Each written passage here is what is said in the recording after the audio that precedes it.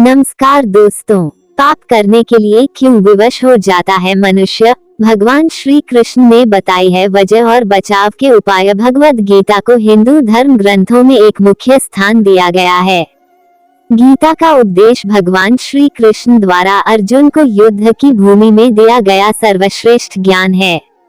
इस ज्ञान के द्वारा ही अर्जुन को सही और गलत के बीच का अंतर पता चल सका और इसी के आधार पर अर्जुन ने युद्ध में विजय हासिल की। महाभारत के युद्ध में भगवान श्री कृष्ण अर्जुन के सारथी बने और अर्जुन को गीता का उपदेश दिया। यह उपदेश जितना उस दौरान प्रासंगिक था उतना आज भी है, क्योंकि आज के समय में मनुष्य का जीवन ही एक युद्ध बनता जा रहा है। ऐसे में आप यहाँ जान सकते हैं कि किन परिस्थितियों के कारण मनुष्य पाप में भागीदार बनता है और इससे किस प्रकार बचा जा सकता है।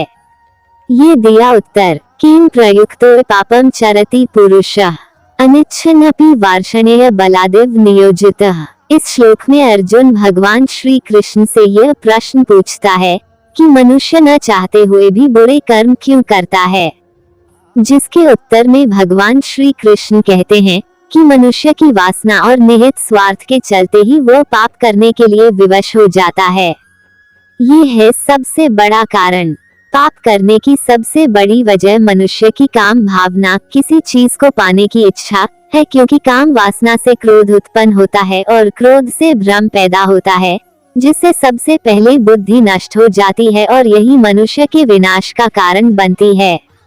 मनुष्य के सबसे बड़े दुश्मन भगवान श्री कृष्ण आगे कहते हैं कि जिस प्रकार धुआं अग्नि को ढक देता है, ठीक उसी तरह काम, मोह और वासना भी मनुष्य के ज्ञान को ढक देती है।